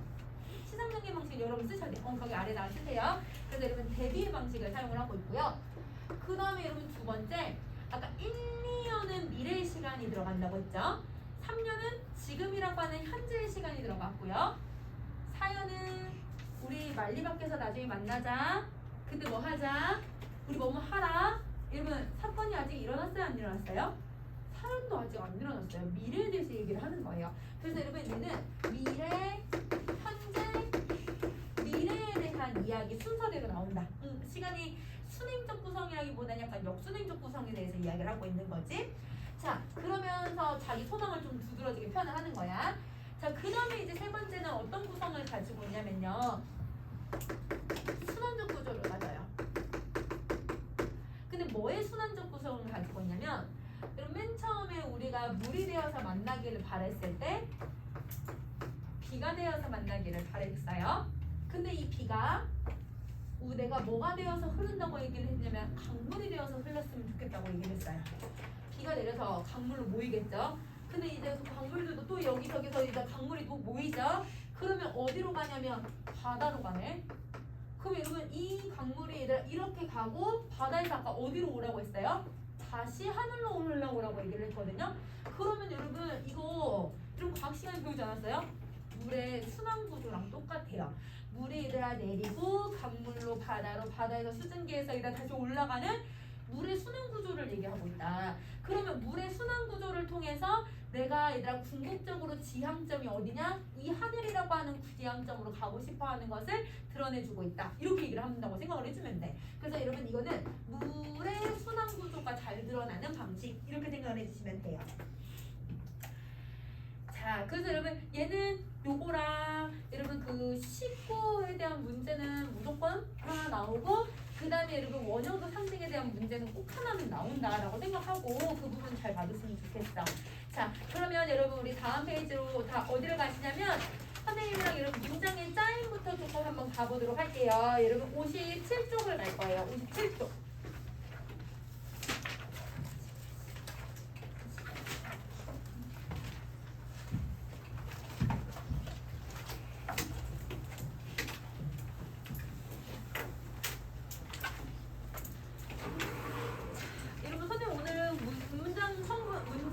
다는 못하고 일부만 조금 할 거야.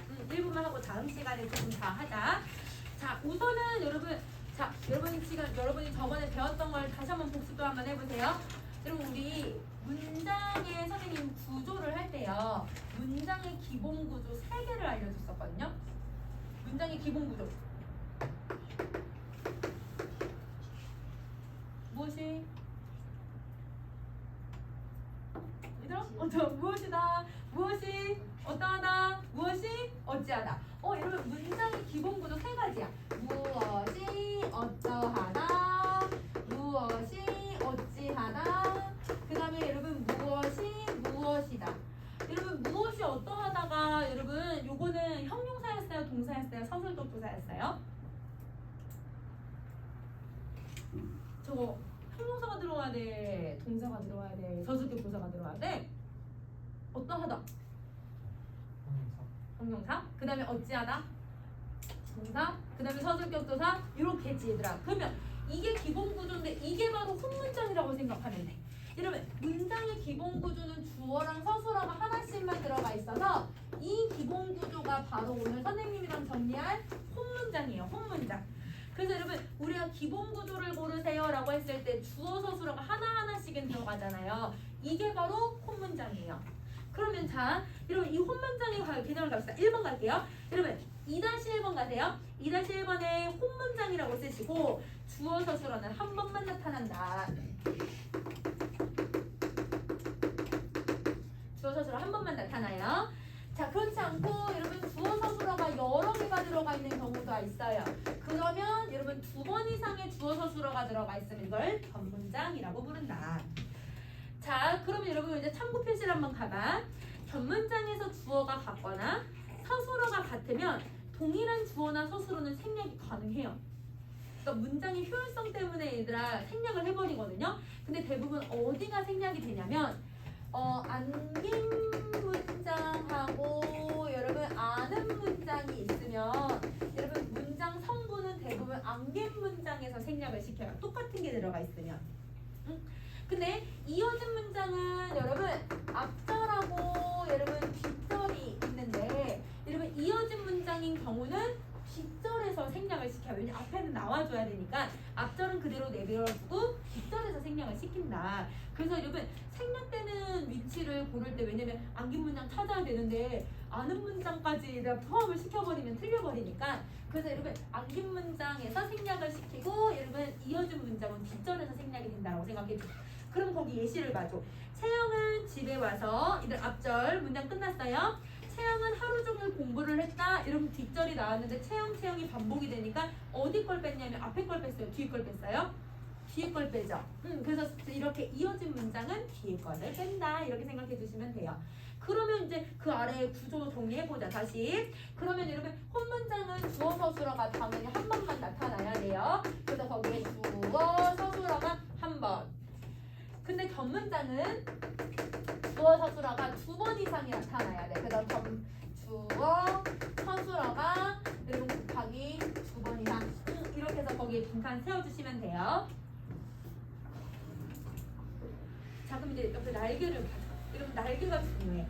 자, 혼문장하고 견문장을 확인하는 방법은 서술어는 웬만하면 생략을 못 시키거든요. 그러니까 서술어의 개수를 찾으시면 돼요. 그대로 빈칸에 서술어라고 써주자. 날개다. 그렇지. 서술어의 개수로 확인한다. 서술어가 한 개면 당연히 혼문장이고 서술어가 두 개, 세 개잖아. 그럼 무조건 이거는 견문장이 된다. 자, 그 다음에 여러분 이제 우리 배웠던 거 다시 여기다 적용 한번 해볼게. 본용어하고 보조용어이 나오면 서술어 몇 개로 취급하기로 했어요? 한 개. 선생님이 계속 손 이렇게 하고 있었는데 한 개로 취급을 해요. 그래서 거기 하나라고 보시고. 자, 그 다음에 여러분 용언의 관형 사용하고 부사형이 나올 거예요. 그러면 자 여기서 용언의 관형 사용이 뭔 말인지를 우리 알아야겠다. 여러분 용언의 관형 사용이 무슨 뜻이었어요? 요거 선생님 통사적 합성할 때 정리했었는데 어간에 무슨 어미를 붙여야 돼? 관형 사용 어미 붙여야지. 그치? 그래서 여러분 요거는 관형 사용 어미를 붙인 걸 얘기를 해. 자, 여러분 관형 사용 어미는 선생님 진짜 중요하다고 했어요. 4개. 은는을던이에요. 맞아요. 우리 통사적 합성어, 비통사적 합성어 할 때도 나오지만 여러분 이렇게 안긴 문장 할 때도 나올 거고요. 여러분 시제 가서 또 나와요. 그래서 은는을던 무조건 암기하세요. 그래서 여러분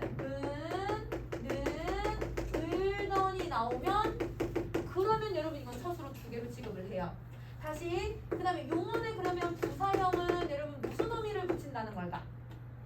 부사형 어미 붙이는 거지. 그치? 그러면 여러분 부사형은 부사형 어미를 붙여요. 자, 여러분 부사형 어미 누구 있어요? 개, 도로, 아서. 그렇지. 그래서 개, 도로, 아서, 어서가 있어요. 이러면 여러분 서술어를 여러분 2개로 취급을 할 거예요. 시험은 용언의 관형 사용하고 부사형에 대한 문제가 제일 많이 나올 거예요. 왜? 헷갈리게 낼 거니까. 제일 헷갈리니까. 그럼 봐봐 얘들아. 차가 빠르게 지나가다라고 하면 여러분 얘가 문장이 되게 간단한 것처럼 보이잖아. 근데 여러분 문장 2개로 나눌 수가 있어요.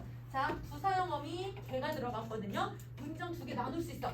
차가 빠르다랑 차가 지나가다랑. 그렇지. 문장 2개야. 주어 서술어가 2개니까 차가 중복돼 있으니까 차 하나를 이거 주어를 생략을 시켜버리는 거네. 그러면 여러분 이게 뭐냐면 빠르게가 안긴 여러분 아는 문장이에요. 문장 견문장이에요. 여러분 이거 2개 들어갔어요. 주어 서술어가. 조심하셔야 돼요. 이거 그냥 딱 보면 혼문장인 것처럼 느껴지잖아. 근데 이게 견문장이야. 학교 선생님들이 얘들아 이게 남녀 선생님이 좀 자주 내셔. 5개의 문장 주고 여기서 이런 혼문장, 견문장인 거 이런 식으로 문제 낼 수 있으니까 4개는 혼문장인데 얘들아 딱 이거 딱 얘들아 이렇게 딱 줄 수 있어. 그리고 잘 봐야 돼. 자, 또 하나 해볼게. 예쁜 꽃이 피었다 하면 이것도 여러분이 혼문장인 것처럼 생각을 할 수가 있는데 여러분 자 은는을던이라고 하는 누가 왔냐면 관형 사용 어미가 왔어요. 근데 관형사용 의미가 오면 주어 서술어가 두 개라고 얘기를 했거든요. 자, 문장 두 개 나눌 수 있을 것 같아요. 우선은 꽃이 피다랑 꽃이 예쁘다. 그렇지. 그러면 이 예쁘다를 여러분 관형어처럼 지금 쓰고 있는 거야. 이 꽃이가 지금 생략이 된 거예요. 그러면 여러분 여기 예쁜이 안긴 아는 문장을 가지고 있다. 그러면 여러분 이것도 콩문장처럼 보이는데 사실은 얘가 되게 짧은데 변문장이라는 거지. 그래서 여러분 요거는 조심하셔야 돼요. 그래서 개도로 가서서랑 은는을던이 들어가면 서술어가 두 개니까 안긴 문장이겠다. 이렇게 생각하고 풀어야 되는 거야. 자, 그러면 이걸 이제 연습을 한번 해보자. 여러분 이걸 가지고 선생님이랑 아는 문장 한번 가볼게요. 여러분 58쪽. 단은 못하고 선생님 1분만 할게. 자, 58쪽 갈게요.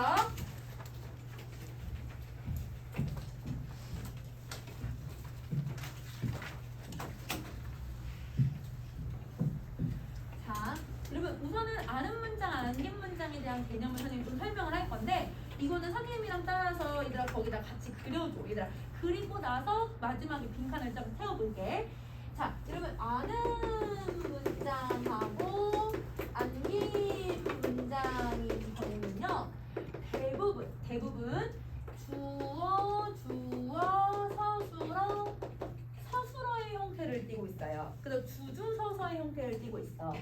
그러면 여러분 이렇게 주어하고 서술어가 문장 안에서 여러 개가 들어가 있으면 그 주어 서술어를 뭐라고 부르냐고 하냐면 이거를 절이라고 불러요. 여러 개가 들어가 있으면.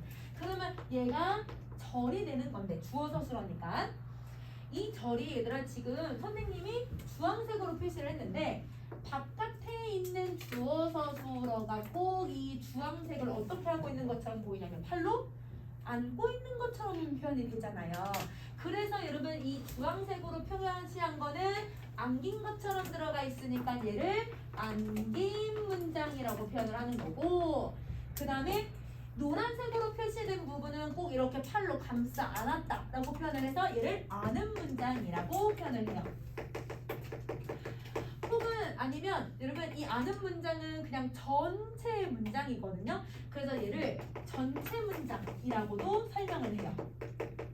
그래서 전체 문장에 중복된 성분은 여러분 이런 식으로 문제를 낼 때가 있어서 이거는 아는 문장이 전체 문장, 얘는 안긴 거.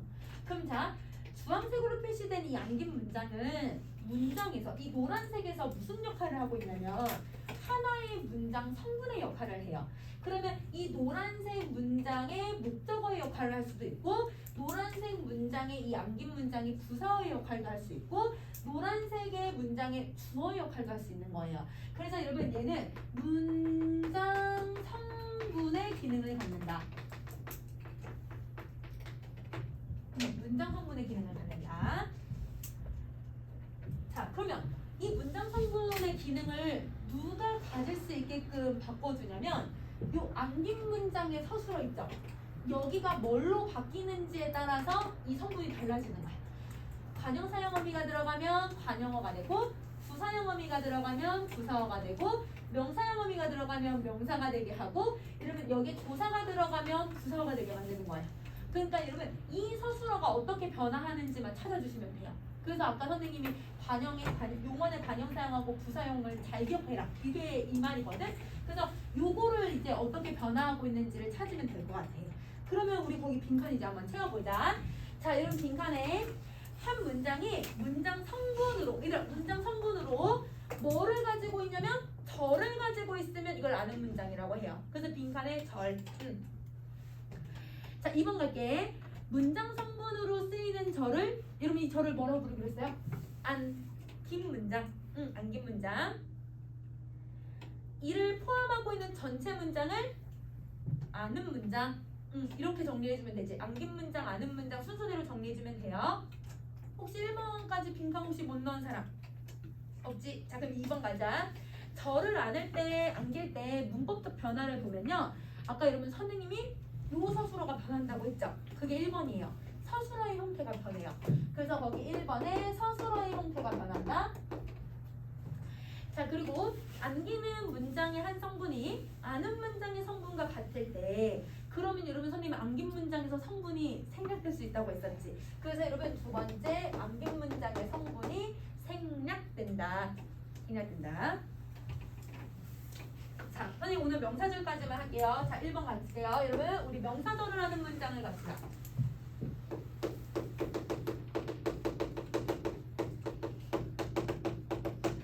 자, 여러분 명사절을 아는 문장은 다른 말로 명사절로 안긴 문장이기도 해요. 다른 말로 안긴이기도 하니까 명사절을 아는 문장, 명사절로 안긴 문장을 얘기하는데 얘가 문장에서 무슨 역할을 하고 있냐면 이 안긴 문장이 명사 역할을 해요. 근데 여러분 우리 명사는 항상 뒤에 누가 오기로 했었어요? 우리 품사 배울 때? 조사. 그렇지. 조사가 오기로 했거든? 그러니까 여러분 이 문장 안에 무조건 조사가 와. 안긴 문장 뒤에 무조건 조사가 와요. 자, 동그라미 1번 가세요. 역할 가세요. 자, 하나의 문장이 무슨 역할을 하고 있냐면 명사의 역할을 하고 있어요. 자, 그래서 명사의 역할을 하고 있기 때문에 이 명사 뒤에 만약에 선생님 주격조사를 붙였어요. 여러분 주격조사를 붙이면 여러분 문장에서 무슨 역할을 해요? 주어 역할을 하죠. 이 조사를 목적격 조사를 붙이면 이 명사절이 목적어의 역할을 해요. 서술격 조사를 붙이잖아요. 서술어의 역할을 해요. 관역격 조사를 붙이잖아요. 관용어의 역할을 하는 거예요. 그러니까 여러분 얘는 모든 문장 성분의 역할을 다 할 수 있는 거네. 그래서 여러분 이 명사의 역할을 하고 있어서 모든 성분의 역할을 다 한다. 모든 문장 성분의 역할을 한다. 모든 문장 성분의 역할을 하고 있다. 자, 그러면 이거를 얘들아 어떻게 만드냐? 아까 여러분 선생님이 보라색으로 표시한 애가 형태가 바뀐다고 했죠. 그 형태가 바뀌는 방법이 두 가지가 있어요. 자, 첫 번째 어떻게 바뀌면 되냐면 기를 넣어요. 그래서 여러분 동그라미 1번에 기라고 써주자. 여러분 이 기 선생님이 저번에 명사형, 어미, 명사, 파생전미사 구분할 때 했었던 애야. 그거야 그거. 그 다음에 혹은 두 번째 어떻게 하기도 하냐면 밥을 먹느냐, 먹는지,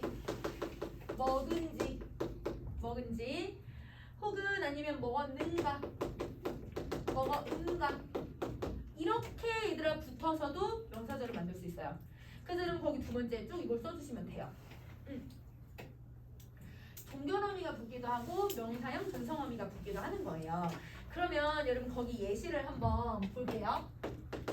농부들이 비가 내리기를 기다리고 있다. 자, 여러분 여기서 주어 한번 찾아볼까? 주어가 누구 있어요? 농부들이 이거 뭐 들어가 있으면 되지. 여러분 이거는 주어 1번이야. 주어 1번 선생님 영어로 쓸게. 자, 주어 1번. 그러면 여러분 여기서 농부들이 내려야 돼요. 농부들이 기다리고 있는 거예요.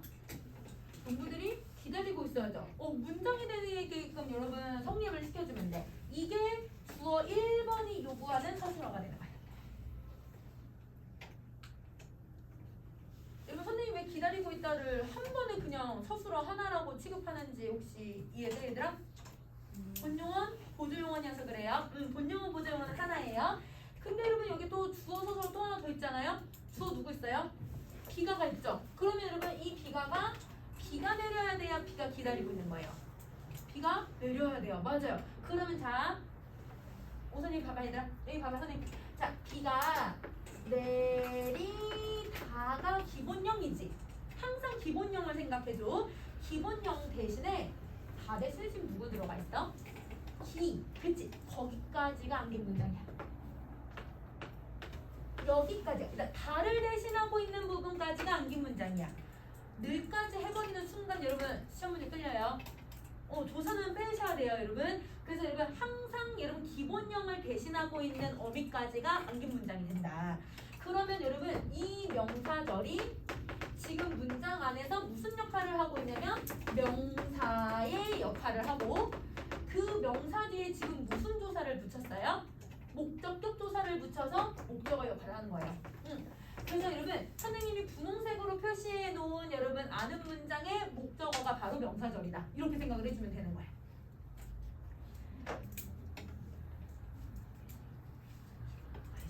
자, 그러면 여러분 그 아래에 있는 것도 마찬가지. 여러분 그가 내 옆에 있음, 여기 있다 대신해서 있음까지가 안긴 문장 끝. 그 다음에 여러분 또 세 번째 예시도 하느냐 할 때 하다 대신에 느냐가 들어갔으니까 느냐까지가 안긴 문장 끝. 항상 안긴 문장이 끝난 부분까지만 여러분 봐주면 될 것 같아. 알겠지?